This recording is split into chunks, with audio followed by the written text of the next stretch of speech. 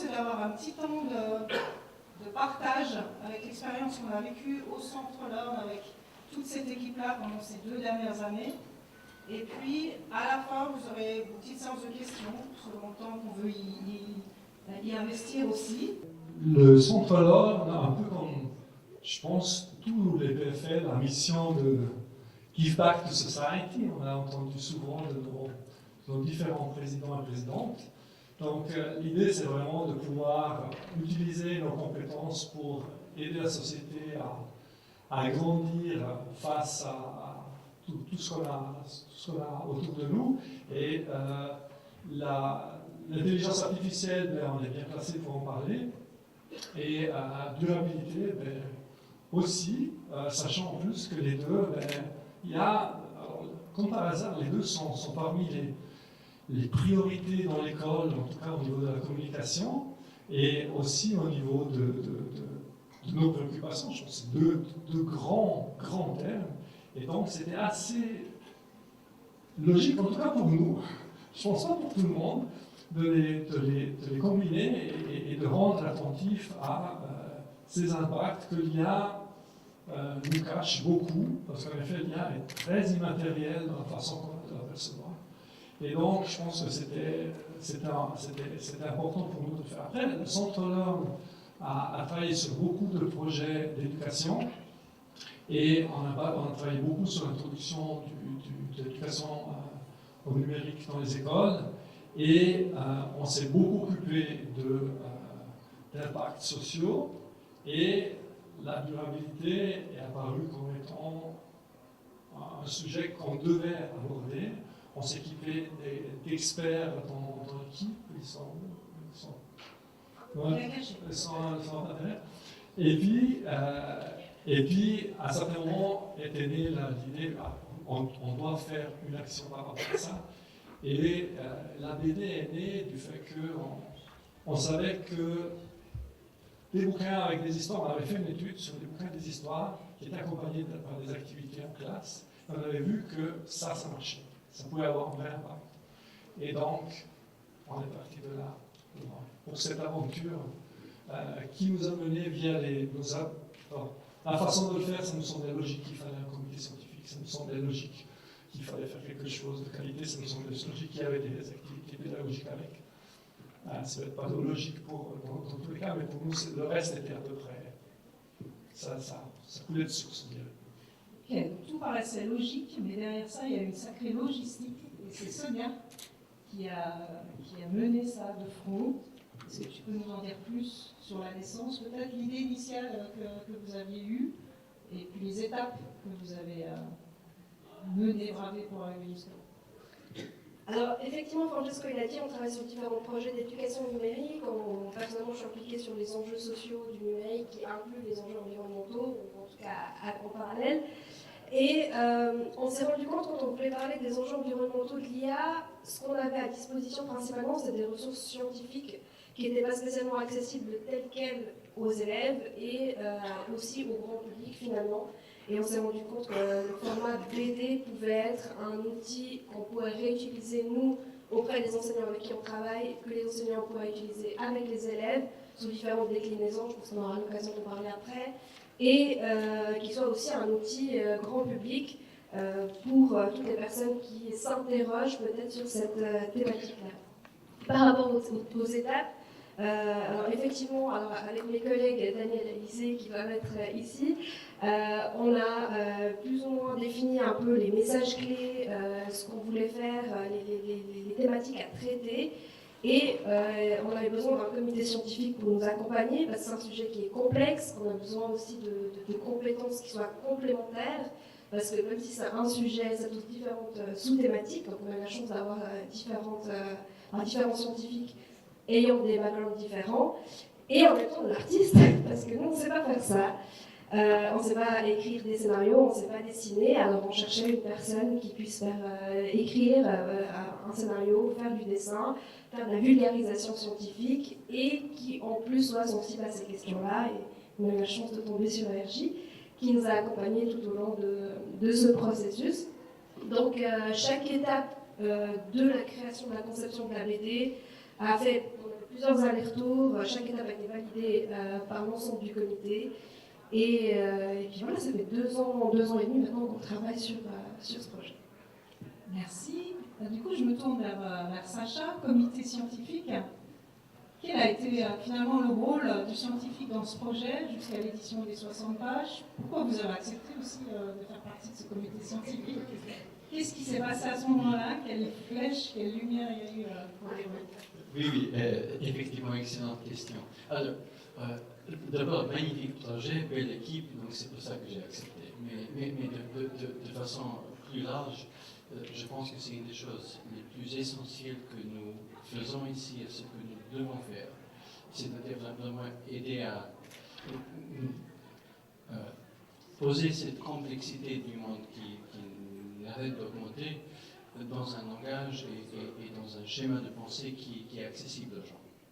Et justement, c'est un magnifique format qui permet de faire ça. Donc, vraiment, notre travail a consisté à regarder les messages. Donc, les messages étaient définis dès le début, et puis de poser des questions critiques, déjà nous, dans ce processus de création, pour aider les lecteurs de se poser ce même type de questions. Ok, et je me tourne du coup vers Gilles, l'auteur. Alors pareil, hein, à quel moment on dit oui à un projet pareil? Quelle sensibilité? On en a parlé, Sonia l'a évoqué, la sensibilité aussi à l'environnement. Et puis peut-être nous plonger vers les défis qui étaient à relever pour toi, artiste. Quelles sont les négociations, les petites choses que tu as dû affronter pour ce projet? Alors déjà, on a bien su me présenter le projet, on m'a donné envie d'accepter de faire ce projet avec toute cette équipe. C'est évidemment un sujet qui est hyper actuel et qui est hyper important. L'aspect impact écologique de l'IA, vraiment que ça devient de plus en plus un sujet de plus en plus énorme. C'est clairement un aspect de ce sujet-là qui est essentiel. Donc il y avait une actualité, il y avait quelque chose j'ai eu envie de participer à ce projet parce que le projet me parlait en tant que tel, il me semblait être important. En fait, c'est un truc qui existe. Et, oui, et puis, cette idée de vulgarisation, c'est sûr que j'ai un goût pour ça, déjà dans d'autres BD que j'ai fait, mais aussi, finalement, j'aime bien penser que les dessins de presse qui m'ont amené au dessin, j'ai commencé à dessiner en faisant des dessins de presse, c'est un peu de la vulgarisation. C'est une petite capsule où il y a plein d'infos dedans. Voilà, donc ça c'est aussi pour ça que j'ai accepté, c'est que ça me parle. On voit aussi dans le vernissage en bas comment tu arrives à traduire finalement des concepts qui sont assez abstraits, voire très techniques, à une représentation qui est assez, je trouve, fidèle à la réalité, en tout cas qui nous convoque à la réalité. Comment tu arrives à faire ce chemin-là dans cette vulgarisation? Alors c'est évident que c'est hyper difficile d'illustrer des concepts très abstraits comme l'intelligence artificielle, comme les données, le codage, l'obsolescence psychologique. Voilà. Donc en fait, comment j'ai fait? J'ai triché. Voilà, j'admets, j'ai triché. En fait, en écrivant le texte, je faisais des métaphores sur ce dont on parlait. Et simplement, je reprenais ces métaphores telles quelles dans le dessin. Par exemple, moi je parle de l'IA comme étant un miroir déformant. Simplement, j'ai dessiné un miroir déformant. Je pensais que tu avais triché en utilisant l'IA. Si seulement. Bravo. Ok, merci. Si tu parlais de concepts abstraits, s'il fallait garder une image de ces 60 pages qu'on a eu le plaisir d'ailleurs à feuilleter tout récemment, parce qu'il nous a envoyé la progression de la bande dessinée entre les premières esquisses jusqu'à l'ancrage, jusqu'à la colorisation, c'est très touchant d'avoir accès à ces fichiers-là. Lequel? Alors, on le sait en fait, j'ai la réponse. Mais pourquoi celui-là? Oui, alors ce passage-là, c'est une parodie d'une scène très connue de Matrix. Ça, évidemment, c'était hyper marrant à faire. Moi, c'est un peu le moment, c'est la page 15. Pour moi, c'était le premier passage de la bande dessinée où vraiment je me suis senti complètement, je me suis lâché, je me suis vraiment beaucoup amusé à faire ça. Et c'est aussi le passage où on se rend compte à quel point la professeure Elisa, qui est donc un des personnages principaux de la BD, est vraiment une prof pas comme les autres. Et c'est un peu pour moi mon personnage chouchou, c'est mon personnage préféré. Est-ce que, Francesco, tu en as rencontré beaucoup dans ta vie de scientifique, des personnages assez forts, excentriques? Bon. Alors, moi, je ne pense pas que j'ai beaucoup de collègues qui font du yoga avec un pot de fleurs sur la tête, donc ça me laisse. En tout cas, on ne sait pas. Ou bien le font dans leur bureau. Quoique, c'est vrai qu'ils font un tout petit peu de folie. Je regarde mon collègue ici devant. Ils font un tout petit peu de folie pour être professeur.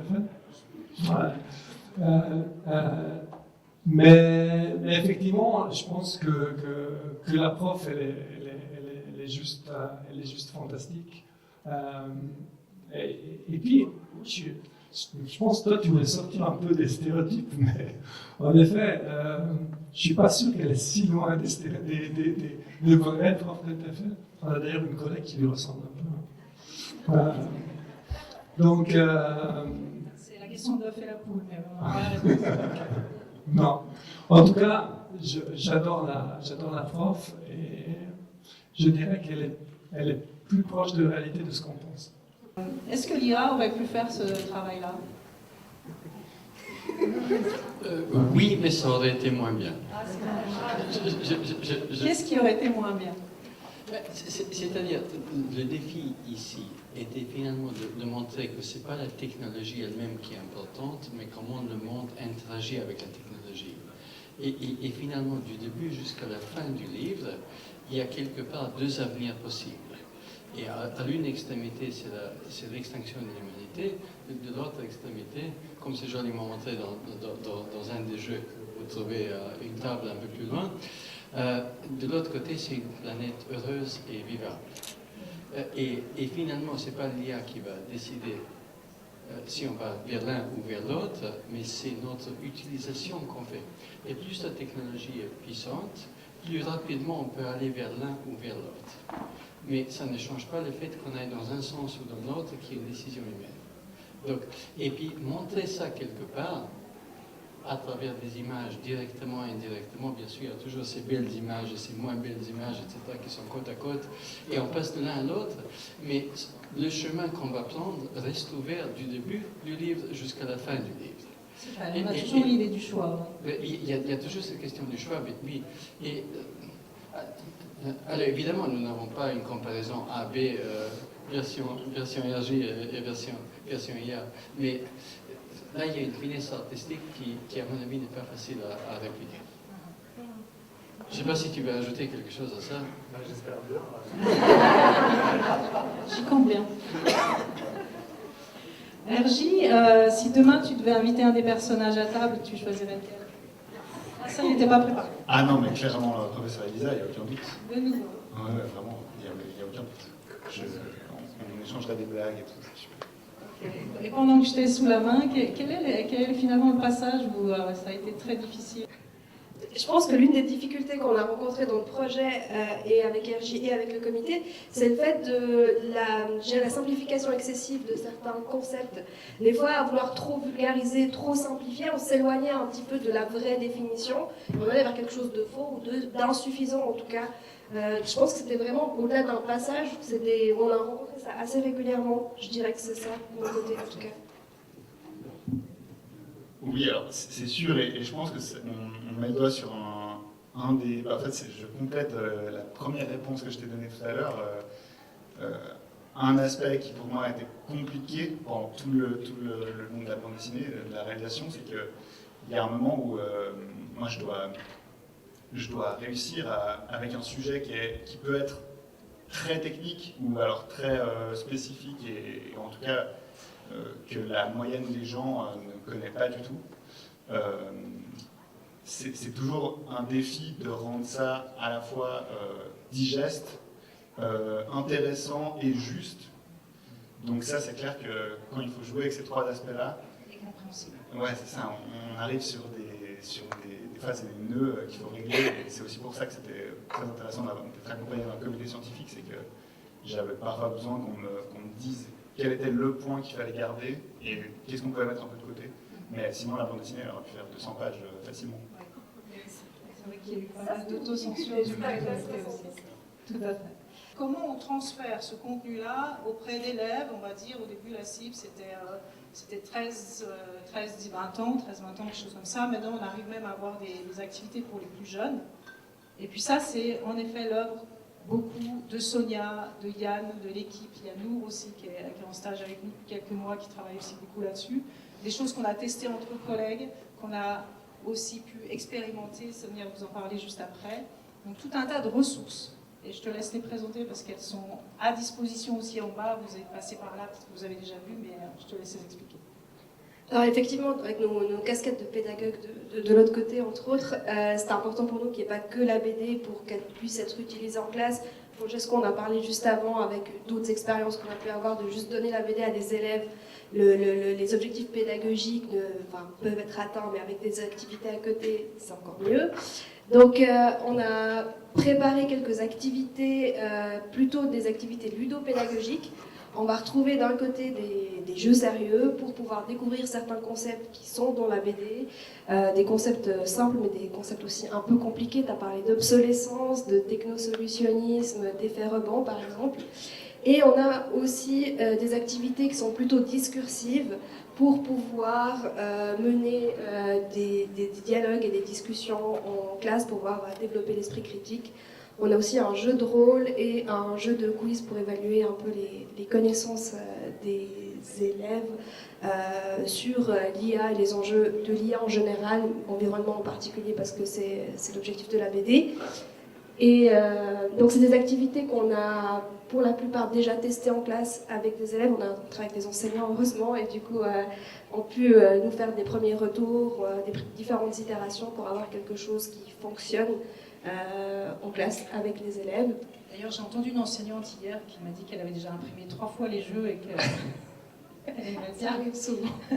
bien arrêté ces photos. Donc toutes les activités elles sont disponibles sur la première page de la BD, il y a un petit QR code, ça vous mène vers un petit peu tout. Elles sont en libre accès, téléchargeables, et on prend volontiers vos feedbacks s'il y a des enseignants qui les utilisent. Et en fait, si vous voulez les découvrir, évidemment, il y a mes collègues Yann, Nour et Adrien, juste vers l'expo, si vous voulez les tester ou poser des questions. Quelle serait la phrase clé? Par exemple, justement, on parle des jeunes, de la sensibilisation aux jeunes. Une phrase que vous aimeriez qu'après cette lecture, votre public retienne. Alors, c'est pas forcément une phrase, mais moi j'ai compris quelque chose a posteriori, vraiment après avoir fini la bande dessinée. J'ai compris qu'en fait, le sujet fondamental de tout ce projet, c'est même pas vraiment l'IA, c'est l'innovation technologique. C'est vraiment, on invente quelque chose et on doit veiller à ce que ça se fasse dans l'intérêt général et que ça parte pas dans d'autres directions qui seraient plus néfastes. Et donc en fait, on peut élargir les conclusions de la bande dessinée que vous découvrirez plus tard à l'ensemble de l'innovation technologique selon moi. Sur le bien commun. Et peut-être juste par rapport à ça, pour compléter peut-être ce que tu dis, c'est que, et qu'on n'en a peut-être pas parlé, c'est qu'on parle des enjeux de l'IA ou les enjeux environnementaux de l'IA. Dans la BD, on a vraiment veillé à avoir une vision qui soit le plus nuancée possible, d'apporter aussi, à mettre en lumière ce que l'IA peut apporter à l'environnement, et ensuite de découvrir la matérialité de l'IA. Et donc c'était important pour nous qu'il y ait vraiment les deux aspects pour pouvoir prendre ses propres décisions, faire son propre avis sur ça. Sacha. Donc, d'abord pour voir si le contenu est bien adapté à notre cible, je suis accompagné avec mon fils ici, qui est au premier rang, mais qui a 13 ans. Je ne vais pas lui demander de parler, ce n'est pas facile pour lui, mais mais il me dira après si c'était clair ou non, donc ça c'est déjà très bien. S'il y a vraiment un message, c'est que à toute la société, pas seulement aux jeunes, mais y compris aux jeunes, n'ayez pas peur de l'IA, mais plutôt réfléchissez, pas seulement à la technologie elle-même, mais tout est lié à tout dans la société. Donc il faut avoir une approche, si vous réfléchissez, si vous faites quelque chose, ça va affecter quoi? Ça va impliquer quoi d'autre? Ça va changer quoi d'autre? Et donc chaque chose affecte quelque chose d'autre. Et donc, commencer cette réflexion, ça vous serait utile un peu tantôt. Merci. Francesco, quel serait ton mantra pour cette BD?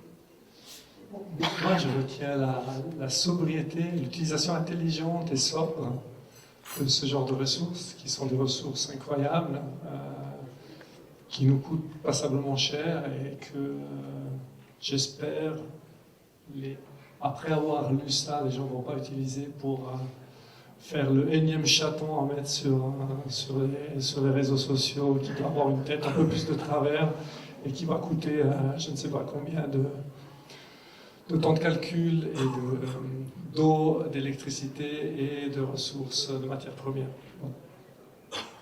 Sonia, ta phrase clé? Alors, phrase, c'est un petit peu compliqué, mais je dirais que l'objectif de la BD, c'est d'apporter des éléments de compréhension aux personnes peut-être qui s'y connaissent pas plus que ça sur l'IA, et d'apporter des éléments de réflexion pour les personnes qui ont des visions, peut-être comme vous le verrez plus tard, Aïcha ou Félix, qui sont très tranchés, soit une vision très technosolutionniste, l'IA c'est génial, ça va résoudre plein de problèmes, ou au contraire une vision très alarmiste, très technosceptique, où l'IA c'est une catastrophe. Mais vraiment plus d'essayer de comprendre comment ça fonctionne, comment toute la matérialité qu'il y a derrière, et puis de faire ses propres décisions, en tout cas d'usage ou non de l'IA, mais de le faire de manière éclairée. Merci. Donc du coup, je me tourne maintenant vers vous tous. Si vous avez des questions, il est l'heure de les poser. Monsieur Bousmar.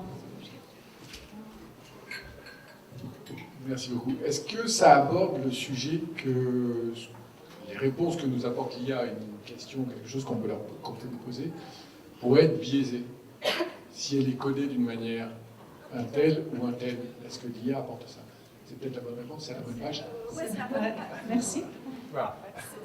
Une illustration. Alors c'est effectivement la bonne page. On parle brièvement des enjeux sociaux et notamment de la question des biais dans l'IA. Par contre, l'axe principal qu'on a choisi pour la BD, c'était vraiment les enjeux environnementaux. Et on voulait vraiment avoir un fil rouge et on ne pouvait pas s'empêcher de rajouter cette double page pour parler des enjeux sociaux, je vais y arriver. Par contre, ça pourrait faire l'objet carrément d'une BD entière, effectivement. Alors on l'évoque, mais on ne le détaille pas plus que ça. Peut-être la prochaine. On l'espère, Francesco. Est-ce que vous avez d'autres questions? Merci beaucoup. J'aimerais vraiment féliciter l'équipe pour ce résultat. J'ai un petit peu suivi le travail en cours de route, je trouvais absolument remarquable. La question que je vais poser, c'était par rapport à une autre bande dessinée dont le titre est Ressources, qui est paru chez Casterman, qui aborde un petit peu le même sujet, mais avec un accent qui n'est pas sur l'IA, mais disons sur la consommation et la surconsommation des ressources, en général, y compris pour l'industrie métallurgique et d'autres aspects. Je vois quel est un petit peu la BD Ressources est parue, je crois, en 2023-2024, un petit peu avant celle-ci, mais alors que ce projet site est déjà engagé. Est-ce que vous êtes positionné par rapport à ce projet, ou bien est-ce que vous l'avez simplement ignoré?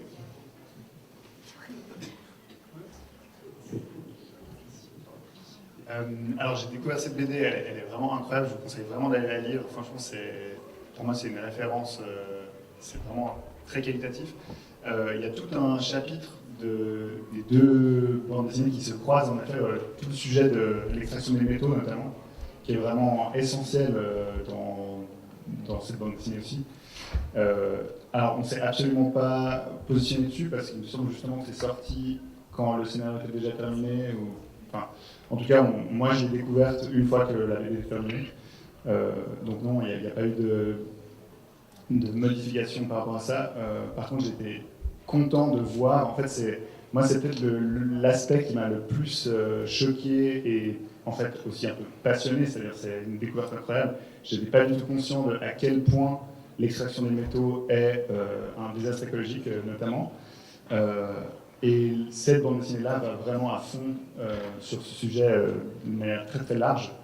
Et donc c'est clair qu'elle est passionnante et que je la conseille fortement. Juste juste ajouter, ça ne s'adresse pas tout à fait au même public. L'autre est 2 fois plus épais, et si on veut vraiment le comprendre, il faut avoir peut-être un master de l'EPFL. Et si on a un bachelor de l'EPFL, on comprend peut-être la moitié. Alors, ça dépend à quel niveau on veut le comprendre. Ça dépend à quel niveau. Celui-ci est plus rapide et plus facile à comprendre. Ce n'est pas tout à fait le même public. Mais enfin, l'un n'enlève rien à l'autre. Et très bien. Est-ce que vous avez encore des questions?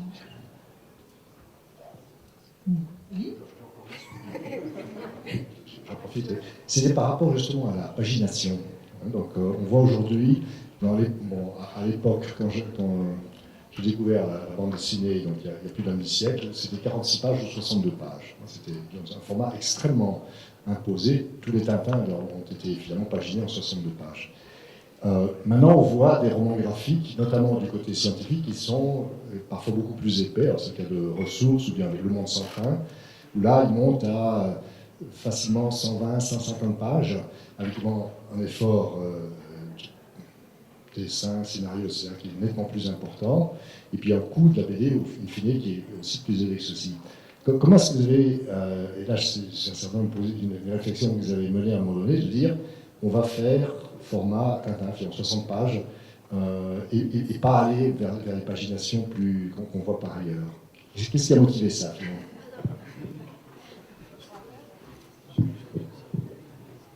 Alors, ça a beaucoup évolué. À la base, on s'est dit une BD classique et très vite, on voulait... Déjà, de base, on voulait parler de beaucoup de choses. RJ, heureusement, il était là pour nous cadrer en disant « c'est sympa, mais il faut en faire 10, pas une ». Et petit à petit, on s'est rendu compte si on voulait vraiment bien représenter tout ce qu'on voulait, en ayant déjà fait plein de concessions, en ayant fait plein de choses, on arrivait à 60 pages. Finalement, c'est un peu par défaut qu'on arrive à 60 pages. Et aussi, comme on voulait que ce soit une BD qui se lit rapidement, qui soit le plus accessible possible, on ne voulait pas aller sur des BD de 100 pages ou plus en tout cas. Mais c'est vraiment par défaut. On arrive au bout des questions. Je vais redonner la parole à Sonia. Merci. Oui, alors moi je voulais juste faire quelques remerciements parce qu'aujourd'hui on est nous 5 ici au devant de la scène, mais concrètement on est beaucoup plus nombreux à avoir travaillé sur ce projet, donc en espérant n'oublier personne, je voulais tout d'abord remercier la direction du Centre Learn, donc Francesco et Jessica, que je vois pas très bien, voilà, d'avoir accepté de lancer ce projet, d'y avoir cru et de nous avoir soutenus tout au long de ce processus. Merci à toi, RJ, d'avoir accepté de te lancer dans cette aventure avec nous, qui ne devait durer que quelques mois au début et qui dure depuis plus de 2 ans maintenant. Donc merci de nous avoir supportés aussi. Merci à tous les membres du comité scientifique pour tout ce que vous avez apporté, d'avoir fait en sorte que le socle théorique et scientifique soit le plus solide possible.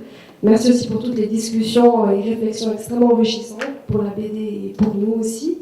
Merci à Daniel Alizé, mes 2 collègues avec qui on a lancé ce projet. Merci à EPFL Presse, tout au fond je crois, qui ont accepté d'éditer la BD et de faire en sorte qu'on puisse, et que vous puissiez l'avoir entre les mains aujourd'hui notamment. Merci à toi Fred de nous avoir accompagnés tout au long de ce projet depuis 2 ans. Et merci à tous mes anciens collègues du Centre Learn et mes collègues, beaucoup d'entre eux sont revenus aujourd'hui, et mes collègues actuels qui ont accepté de nous aider à organiser cet événement. Et merci à Julie, qui est souvent dans l'ombre, mais qui est derrière la caméra d'ailleurs, qui nous aide à mettre en lumière tout notre travail, et notamment cette BD. Voilà. Merci à toi, Sonia.